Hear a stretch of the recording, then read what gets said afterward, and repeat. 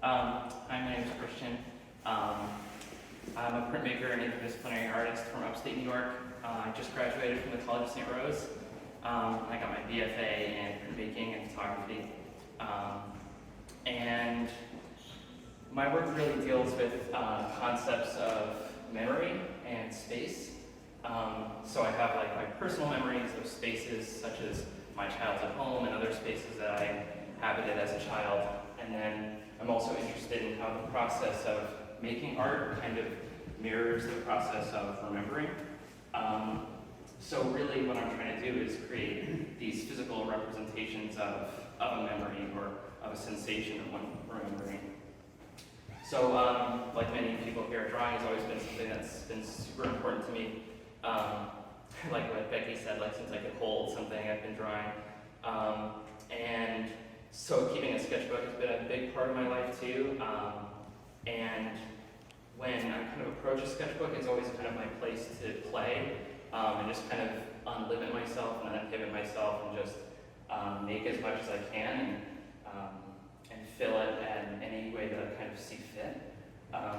What was interesting with this project is, as like a few other people have been pointing out, at times I was very aware that somebody's going to be looking at it, especially towards the beginning. I think the first page was a big stumbling block where it's like, okay, it's the first page, what am I going to do? But then at times throughout the project, I think I let go of that in some ways. Like one week I was really stressed and I just grabbed it and wrote my to-do list in it, which ends up being kind of ironic and weird. But what's nice is that it becomes this authentic document of the time that I was living and the kind of things that I felt were important to put down. Something else that I noticed was that since I was in school at the time, my other studio practices started seeping into the book. So I was in printmaking classes, photography classes, and I think a great example of what happened was I was working on these small photo collages, and I ended up doing like a linoleum carving of one of the collages and then printed it in multiple iterations and then incorporated the prints into several spreads in the book. And then actually that process of translating a collage is kind of became this larger piece, the living room piece.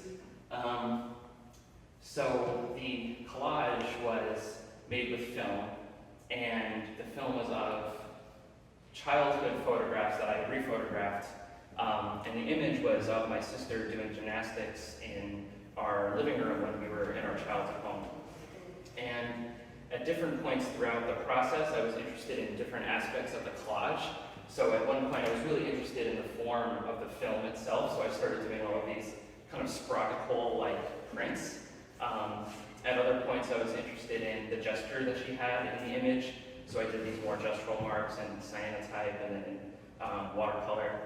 And then I started getting more interested in like the sensation of being a child and being in your living room. It's kind of a place for imagination and kind of inventing these stories and these seemingly so important things that you kind of look back on. And then what kind of results is this collection of like abstract abbreviations or abstract descriptors that are all kind of pointing towards something but not really describing anything concrete. And then the piece on the right is essentially the same kind of thing, but done in a different way. And it's also about the space of the church that my family attended when I was a child. On the print on the right is a photo etching of the outside of the building, which I actually wrote a poem in on the finished print. And the poem is actually in the sketchbook. And then the print on the left is, I guess, an exploration of the interior of the building, kind of trying to excavate like the different things that I kind of remember but are kind of hard to place, like strange corners or nooks and crannies that I remember were in the building, but I don't remember where they were, what they kind of were used for. And then I kind of layered those drawings over each other and created the image on the left.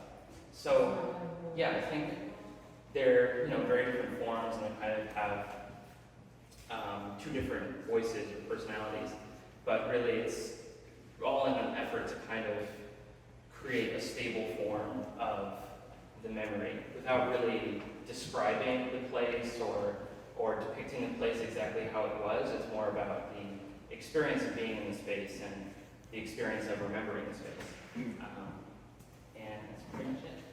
If anybody has any questions. I will say, I like how that you chose this translucent paper because it's so light and it gives that feeling of memory, trying to remember like what did that look like, right? Yeah.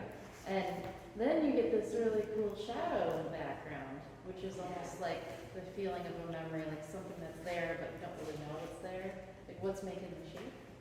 So did you think about that? Like, is that a decision you made to choose this type of paper to make this work?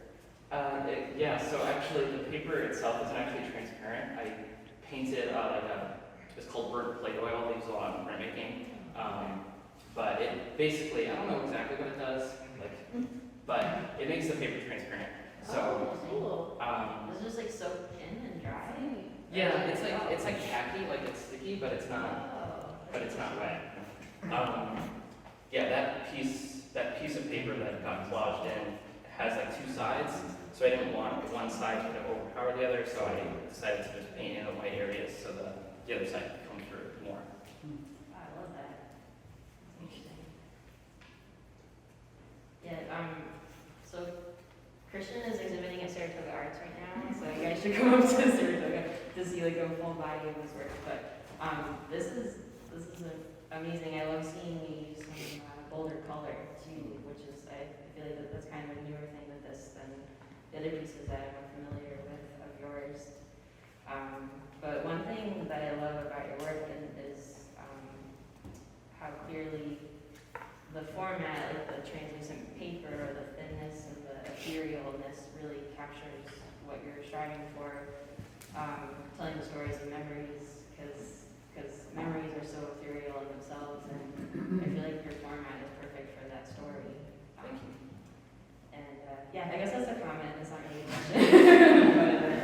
but yes, I love hearing you talk about it, so. Thank you. Yeah, absolutely. I also like how the central work spirals out into in the same sentiment that Becky was saying about how a lot of times we try to piece something together, we're not really sure if we remembered it correctly, and a lot of times you're almost adding on things to that initial thought where they might not be, or that's not the exact, way that things transpired. So, not that would be a completely intentional thing, it's just kind of something that when I'm looking at it, it comes to mind is there's this central memory and then there's things that you kind of